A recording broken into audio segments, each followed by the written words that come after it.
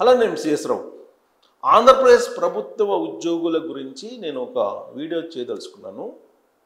గతంలో అనేక వీడియోలు చేశాను. కానీ ఈసారి మాత్రం నేను ఒక ఉద్యోగ మిత్రుడు నాకు ఫోన్ చేసి ఆయన వ్యక్తం చేసినటువంటి అభిప్రాయాల మేరకే నేను ఈ వీడియో చేయదలుచుకున్నాను. ఆయన అభిప్రాయాలను మాత్రమే. ఎందుకనంటే ఇక్కడ మనకు కనిపిస్తుంది బొప్పరాజు వెంకటేశ్వర గారు. ఇక్కడ చల్లా శ్రీనివాసు ఇప్పుడు బహుశా ఇప్పుడు లేనట్టున్నాడు. ఆయన వైఎస్ఆర్ కాంగ్రెస్ పార్టీలో ఉన్నప్పుడు ఉన్నారు. బొప్పరాజు వెంకటేశ్వర గారు ఉన్నారు. ఇంకా మిగతా కొత్తగా కొంతమంది లీడర్లు ఈ మధ్యన ఎన్నికయ్యారు. అందరూ ఒక ప్రెస్ మీట్ పెట్టారు. నిన్న మొన్న పెట్టినట్టున్నారు. ఆ వీడియో నాకు షేర్ చేశారు ఆ ఉద్యోగ మిత్రుడు. బొప్పరాజు వెంకటేశ్వర గారు కూడా నాకు బాగా తెలుసు. ఎందుకంటే రాష్ట్ర విభజన సమయంలో సమైక్య పోరాటం చేసిన సందర్భంగా అనేక సందర్భాల్లో నేను ఒక ప్రముఖ ఛానల్లో ఉన్నప్పుడు తన్ని చాలా సందర్భాలు ఇంటర్వ్యూ చేశాను. చంద్రశేఖర్ రెడ్డి గారు ఉండేవాళ్ళు, ఆయన కూడా ఇంటర్వ్యూ చేశాను. అప్పుడు కలిసి సమైక్య ఉద్యమంలో చాలా సందర్భాల్లో ఇంటర్వ్యూలు తీసుకోవడం అవన్నీ కూడా జరిగాయి. అయితే ఆ ప్రెస్ మీట్ ఏదో నిన్న పెట్టారట, నేను చూడలేదు. ఆ లింక్ నాకు పంపిస్తే నేను ఆ లింక్ చూశాను. ఆ పంపించిన తర్వాత ఆ ఫోన్ చేసినటువంటి ఉద్యోగ మిత్రుడు నాకేం చెప్పారంటే, సార్ మీరు ఉద్యోగుల గురించి చాలా వీడియోలు చేస్తున్నారు, మీరు చెప్పే దాంట్లో అభ్యంతరాలు ఏమి లేవు, కానీ మా సమస్యలు కూడా మీరు ఒకసారి పరిష్కరించండి, మా సమస్యలు కూడా మీరు వినండి అని చెప్పి ఆయన చెప్పినటువంటి వర్షన్ నేను చెప్తా. అయ్యో పాపం ఉద్యోగులు అనే భావన కలిగేలాగా నాకు ఆయన చెప్పారనమాట. చెప్తూ ఒక అభిప్రాయాన్ని వ్యక్తం చేసినటువంటి క్రమంలో నాకు ఏమనిపించిందంటే, ఆయన చెప్పిన సారాంశం, జనరల్గా బాడీలో అనేక అవయవాలు ఉంటాయి. దాంట్లో మనకి తల ఒక ప్రధానమైనటువంటి భాగం. ఈ తల భాగాలు కనుక పనిచేస్తే శరీరం మొత్తం కూడా సక్రమంగా పనిచేస్తూ ఉంటుంది. అవయవాలు లేకపోయినప్పుడు కూడా మనిషి బతికే ఉంటాడు. ఇప్పుడు శరీరం మొత్తం చచ్చుబడిపోయినప్పటికీ మన బ్రెయిన్ పనిచేస్తూ ఉంటే కనుక కోమాలో ఉన్నప్పుడు కూడా బతికుంటాం అన్నమాట. సేమ్ దాన్నే ఇప్పుడు మనం ప్రభుత్వానికి మనం వర్తింపజేస్తే ప్రభుత్వానికి ప్రభుత్వ ఉద్యోగులు తలకాయ లాంటి వాళ్ళట ఆయన చెప్పింది. సో అలాంటి తలకాయల బ్రెయిన్ లాంటి వాళ్ళు ఉద్యోగులు. సో ఆ ఉద్యోగులు యాక్టివ్గా పనిచేస్తేనే మొత్తం బాడీ ఉంటుంది. ఒక బాడీలో కొన్ని పార్ట్లు పోయినప్పటికీ కూడా ఇది బాగుంటే కనుక అది బతికుంటుందని చెప్పి అన్నారు. ఓకే, నిజమే అది. ఆయన చెప్తూ ఆయన చెప్పినట్టు మాటలు నాకు అర్థమైంది, నేను చెప్తున్నా ఆయన భావం. ఉద్యోగులు 3 to 5% ఉన్నారండి అని చెప్పారు. నాకు తెలిసినంత వరకు అవుట్సోర్సింగ్ ఉద్యోగులు అలాగే కాంట్రాక్ట్ ఉద్యోగులు పోగా ఒక 3% ఉంటారు ప్రభుత్వ ఉద్యోగులు. 3 to 4% ఉంటారు, మ్యాక్సిమం 4% ఉంటారు. కాకపోతే వీళ్ళు ఉద్యమాలని బలోపేతం చేసుకునేందుకు కాంట్రాక్ట్ ఉద్యోగుల్ని అలాగే అవుట్సోర్సింగ్ ఉద్యోగుల్ని కలుపుకుంటారు. వాళ్ళకేమి రెగ్యులర్ ఉద్యోగులకు వర్తింపజేసేటువంటి నిబంధనలేమి వాళ్ళకి చేయడానికి కూడా చట్టాలు ఒప్పుకోవు. కాకపోతే ఉద్యమాన్ని బలోపేతం చేసుకోవడానికి వాళ్ళని సమీకరిస్తూ ఉంటారు. ఇక్కడ పాపం ఉద్యోగుల బాధలు వింటే నాకేమనిపిస్తుందంటే, జనరల్గా ఉద్యోగులు అనేవాళ్ళు ఒక లైఫ్ స్టైల్కి అలవాటు పడి ఉంటారు. ఆ లైఫ్ స్టైల్కి తగ్గడం అనేది కష్టం. ఇది చంద్రబాబు గారు అర్థం చేసుకోవాలట. ఆ లైఫ్ స్టైల్కి తగ్గితే కనుక అది ఆంధ్రప్రదేశ్కి అవమానం. కనీసం 10 లక్షల రూపాయల కార్లు అన్నా తిరగకుంటూ ఉంటే ఎలా? అంతకన్నా తక్కువ తిరిగితే రాష్ట్రానికి అవమానం కదా. ఇప్పుడు తెలంగాణ ఉద్యోగులు ఒక్కొక్కళ్ళు 10 లక్షలకు పైగా కారుల్లో చాలామంది, అందరు కాకపోయినా చాలామంది తిరుగుతున్నారు. అలాగే భారతదేశ వ్యాప్తంగా తెలంగాణ ఉద్యోగులకి ఎక్కువ శాలరీస్ ఉన్నాయి. అదే తెలంగాణ రాష్ట్రాన్ని సుసంపన్నంగా ఉన్నతంగా గుర్తింపబడేలా చేసింది. ఇది ఆయన చెప్తున్న వర్షం. ఆయన వర్షం నేను చెప్తున్నాను. ఆయన వర్షం నేను చెప్తున్నాను. ప్రభుత్వ ఉద్యోగులు హెల్తీగా లేకపోతే పనులు చేయలేరు, పనులు చేయలేకపోతే వ్యవస్థ దెబ్బతింటుంది. కాబట్టి వాళ్ళు హెల్తీగా ఉండాలంటే వాళ్ళకి కంప్లీట్గా ఏ జబ్బు వచ్చినా ఫ్రీగా ఉచితం చేయించాలి. అలాగే ప్రభుత్వ ఉద్యోగి ఒకవేళ సడన్గా చనిపోతే వాళ్ళ కుటుంబానికే కారుణ్య నియామకం ఇవ్వాలి. లేదంటే అప్పటి వరకు ఒక లైఫ్ స్టైల్కి అలవాటు పడి ఉంటారు, అంతకన్నా దిగి పని చేయటం కష్టం. అప్పుడు పొరపాటున ఆ ఫ్యామిలీ ఏదన్నా చేసుకుంటే అప్పుడు పరిస్థితి ఏంటి? అందుకు కాబట్టి ఒక ఉద్యోగి పొరపాటున ఏదన్నా ప్రమాదంలో చనిపోతే కారుణ్య నియామకాలు వాళ్ళకి ఇవ్వాలి. జగన్మోహన్ రెడ్డి గారు 1200 మంది కరోనాలో చనిపోతే ఆ 1200 మందికి కారుణ్య నియామకాలు ఇచ్చారు అనేది బొప్పరాజు వెంకటేశ్వర గారు కూడా గుర్తు చేశారు.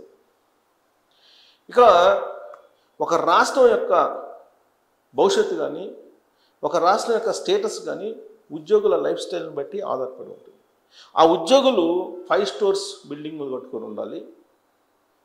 అలాగే కనీసం ఒక 15 నుంచి 25 లక్షలు తగ్గకుండా ఉండేటువంటి కారులో తిరగాలి. అలాగే వాళ్ళకి సరిపోనంత శాలరీస్ ఇవ్వాలి. సరిపోనంత శాలరీస్ ఇవ్వకపోతే అవినీతికి పాల్పడతారు, అది సహజమే కదా. సరిపోనంత శాలరీ ఇవ్వకపోతే మరి అవినీతికి పాల్పడతారు కదా. అసలు అవినీతికి పాల్పడితే తప్పేంటి? అవినీతికి పాల్పడినందువల్ల తప్పేంటి? ఎందుకు అవినీతికి పాల్పడుతున్నారు? ఈ కోణం నుంచి ప్రభుత్వాలు ఆలోచించాలి కదా అని చెప్పి ఆయన చెప్తున్నారు. ఇప్పుడు రీసెంట్గా ఒక ఎంప్లాయీ గిరిజన శాఖలో ఏసీబీ దొరికితే 5 కోట్ల రూపాయలు దొరికాయి. ఈ 5 కోట్ల రూపాయలు దొరికిందే చూస్తున్నారు మీరు.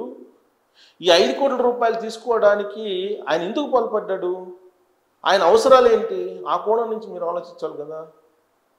ఆయన అవసరాలు ఆ మేరకు ఉంటే అవి తీర్చాల్సిన బాధ్యత ప్రభుత్వానికి కదా, అది తీర్చాలి కదా. అలాగే ప్రభుత్వ ఉద్యోగుల యొక్క అవసరాలు ఎంత ఉంటాయో ఆ అవసరాల మేరకు ప్రభుత్వాలు తీర్చలేనప్పుడు ఈ అవినీతి ఇలాంటివన్నీ కూడా ఉంటాయి.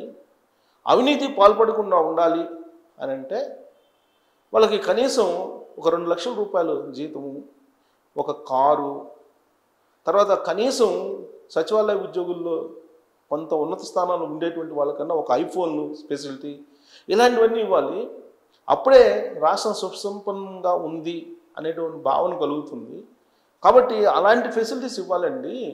ఇప్పటి వరకు మీరు ఏం చేస్తున్నారు? చంద్రబాబు నాయుడు గారు అధికారంలోకి వచ్చిన తర్వాత 6,500 కోట్ల రూపాయలు ఇచ్చారు బకాయిలు, డబుల్ హెచ్ఆర్ఏలు ఇచ్చారు, అలాగే రావడానికి పోవడానికి హైదరాబాద్ నుంచి ఫ్రీగా ఇచ్చారు. ఇవన్నీ పాతయే కదా, కొత్తగా ఇచ్చారు. ఆయన కొత్తగా ఇవ్వాలి కదా. ఇప్పుడు ఆర్థికేతర అంశంగా ఉన్న పిఆర్సీ ఇవ్వడానికి ఆయనకు వచ్చే నష్టం ఏంటి?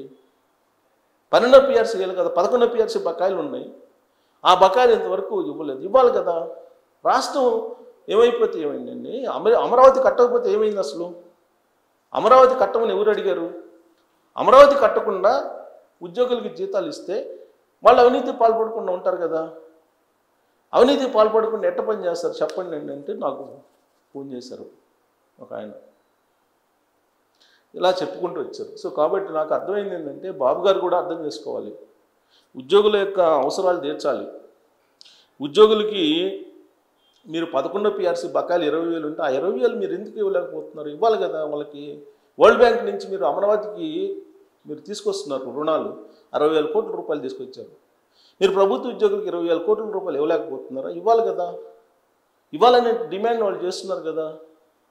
ఇలాంటి ప్రశ్నలు వేస్తున్నారు నాకు ఫోన్ చేసి. అలాగే మెటర్నిటీ లీవు 2 సంవత్సరాలు ఇవ్వాలి కదా. మీరు పిల్లల్ని కనమంటున్నారు.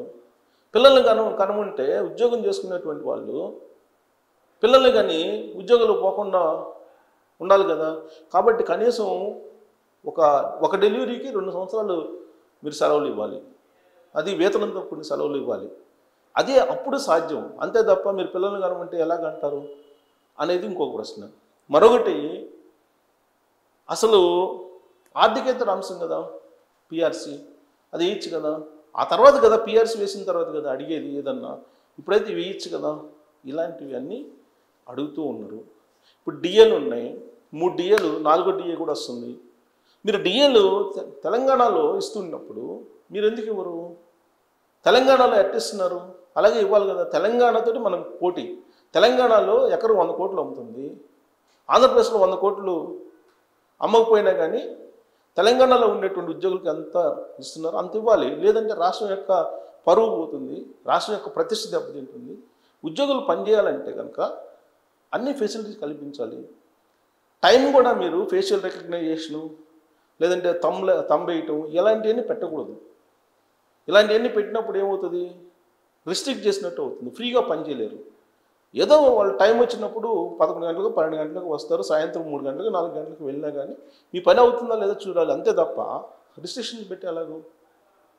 రిజిస్ట్రేషన్ పెడితే చంద్రబాబు నాయుడు గారు మళ్ళీ ఓడిపోతారు అని చెప్పి నాకు ఆయన ఫోన్ చేస్తున్నారు. సరే ఆయన పేరు చెప్పడం బాగుండదు, రిటైర్డ్ ఎంప్లాయీ, అందుకు నేను చెప్తున్నాను. కాబట్టి ఆయన మొత్తం విన్న తర్వాత నాకు అర్థమైంది ఏంటంటే ఎంప్లాయీస్కి వీళ్ళనంత వరకు పని లేకుండా తగ్గించేసి పని, వీళ్ళనంత ఎక్కువగా శాలరీస్ ఇవ్వాలి. అలాగే రాష్ట్రం యొక్క ఆర్థిక పరిస్థితి, వీటన్నిటి గురించి మీరు బాధ్యతలు చెప్పకండి, హక్కులు మాత్రమే మాకు కావాలి అని చెప్తున్నారు వాళ్ళు. బాధ్యతలు అనేది అది ప్రభుత్వం చూసుకుంటుంది, ప్రతి 5 ఏళ్ళకి వచ్చే ప్రభుత్వం కదా అది చూసుకోవాలి, కానీ మాకే సంబంధం, హక్కులు మాత్రమే మాకు కావాలి ఇలా చెప్తూ ఉన్నారు ఆయన. సో కాబట్టి ఉద్యోగికి చంద్రబాబు నాయుడు గారు ఉద్యోగుల గురించి ఆలోచించాలి. సో ఉద్యోగుల యొక్క కోరికలు తీర్చకపోతే, వాళ్ళ కోరికలు కాదు అది, మీరు కరువు బత్యం అంటున్నారు, కాదు ద్రవ్య బత్యం అది, మీరు కరువు బత్యం అని అంటారు, ద్రవ్య బత్యం అది అని చెప్పన్నాను. అంటే మొత్తం విన్నాను నేను, ఒక 10 నిమిషాలు విన్నా ఆయన చెప్పింది, ఎక్కడా కూడా నేనేం ఆయనే చెప్పారు. మీరు ఎట్ట అంటారండి కరువు బత్యం, ద్రవ్య బత్యం కదా అది, ఆ ద్రవ్య బత్యం కూడా ఇవ్వకపోతే ఎట్ట, కరువు బత్యం ఎవరికి ఉంటుందండి, వ్యవసాయ కూలీలకి కరువు బత్యం ఉంటుంది, మాకెందుకు ఉంటుందండి, మాది ద్రవ్య బత్యం అది, ద్రవ్య బత్యానికి కరువు బత్యానికి తేడా తెలియకపోతే ఎలాగో మీకు అని అన్నారు. ఓకే సరే ద్రవ్య బత్యం అంటాలండి ఇక నుంచి అని చెప్పాను. అలాగే డిఎల్ అండి 3 డిఎల్ ఇవ్వలేదు, 4వ డిఏ కూడా వస్తుంది. తెలంగాణలో ఇప్పుడు 2 డిఎల్ తీసేసుకున్నారండి.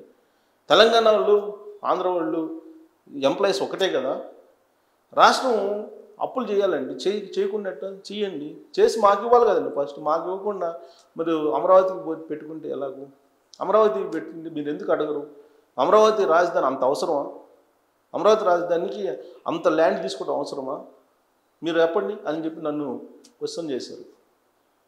అలాగే చంద్రబాబు నాయుడు కేంద్ర ప్రభుత్వం ఏదైతే ఇంక్రిమెంట్లు ఇస్తుందో ఆ స్థాయిలో ఇవ్వాలి, మాకు సిపిఎస్ ఎందుకు రద్దు చేయరండి, సిపిఎస్ రద్దు చేయాలి కదా, ఎన్నికల్లో పరిశీలిస్తామని చెప్పారు కదా, ఎక్కడ పరిశీలించారు ఇంతవరకు, మమ్మల్ని పిలిచి మాట్లాడలేదు, పరిశీలించమని చెప్పండి మీరు అని అన్నారు. పరిశీలించడం వేరు, ఇస్తామని చెప్పడం వేరు కదండి, ఆ రోజు పరిశీలిస్తామన్నారు తప్పితే మీకు ఇస్తామని చెప్పలేదు కదా. అంటే పరిశీలించడం అంటే ఇవ్వడమే కదా సార్, ప్రభుత్వ ఉద్యోగులతోటి పెట్టుకుంటే ఎవరు గెలవరండి, మళ్ళీ చంద్రబాబు నాయుడు గెలవరు అని అన్నాడు. మరి జగన్మోహన్ రెడ్డి గారిని మళ్ళీ గెలిపేయండి అని చెప్పాను. అంటే ఆ మాట మేము అనలేదు కదండి అని అన్నాడు. సో ఇలా ఉద్యోగులకి ఏమైనా సింపుల్గా ఒక 4-5 గంటల పని, ఆ 4-5 గంటలు కూడా ఏం చేశారు ఏంటి అనేది అడగకూడదు. అడగకుండా వీళ్ళంత వరకు వాళ్ళకి 1 లక్ష నుంచి 2 లక్షల రూపాయలు మినిమం శాలరీ, ఫోన్లు గవర్నమెంట్ ఫోన్లు ఐఫోన్లు, మినిమం ఐఫోన్లు మెయింటైన్ చేయాలి, కనీసం 10 నుంచి 20 లక్షల రూపాయల కారు తిరగడానికి ఈ ఫెసిలిటీస్ అన్నీ కల్పిస్తే తర్వాత ఛాంబర్లోకి రైతు కూలీలు పేదలు రాకూడదు. ఎందుకంటే ఉదయాన్నే ఫ్రెష్గా తయారు వస్తారు కదా ఉద్యోగులు, వాళ్ళు వచ్చినప్పుడు కొంత డిస్టర్బ్ అవుతారు. కాబట్టి వాళ్ళెవరు పేదలు సమస్యల గురించి రాకూడదు ఎవరు. వాటిని పరిష్కరించాలంటే ఊరికనే పరిష్కరించరు, నిజమే కదా, ఊరికనే ఎట్లా పరిష్కరిస్తారు, తృణమో పడమో ఇవ్వాలి, జీతం అని అడుగుతారండి పెళ్ళిళ్ళు చేసుకునేటప్పుడు కూడా, మరి మేమేం చెప్పాలి అని చెప్పి ఆయన ఫోన్ చేసి చెప్తాను. సో ఇదంతా నేను ఆయన సంభాషణ మాత్రమే. ఈ సంభాషణ విన్న తర్వాత ఆయన రిటైర్డ్ ఉద్యోగి అంట, సరే పెన్షన్లు ఆ గొడవ వేరే, మళ్ళా పెన్షన్లు ఇవ్వకపోతే ఎలా అండి, ఇప్పుడు భర్త చనిపోతే భార్యకి ఇవ్వాలి కదా, భార్య కూడా చనిపోతే కుటుంబానికి ఉద్యోగం ఇవ్వాలి కదా, అప్పటి వరకు వాళ్ళు ఒక స్టైల్ ఆఫ్ లైఫ్కి అలవాటు పడి ఉంటారు, మరి కూలీలాగా వ్యవసాయం చేసుకోలేరు కదా, వ్యవసాయదారులాగా వ్యవసాయం చేయలేరు కదా, మరి ఇలాంటివన్నీ ఆలోచించాలి కదా ప్రభుత్వం. అని చెప్పి అంటే నిజమే కదా అనిపించింది. సో చంద్రబాబు నాయుడు గారు ఇవన్నీ ఆలోచించాలి. మరి ఇవన్నీ ఆలోచించి చంద్రబాబు నాయుడు గారు పరిష్కరిస్తే తప్ప ఈ అవినీతి తగ్గదట. లేదంటే అవినీతిని ఎవరు ఆపలేరని చెప్పి ఆయన చెప్తూ ఉన్నారు. ఆ మహానుభావుడికి దండం. Thank you.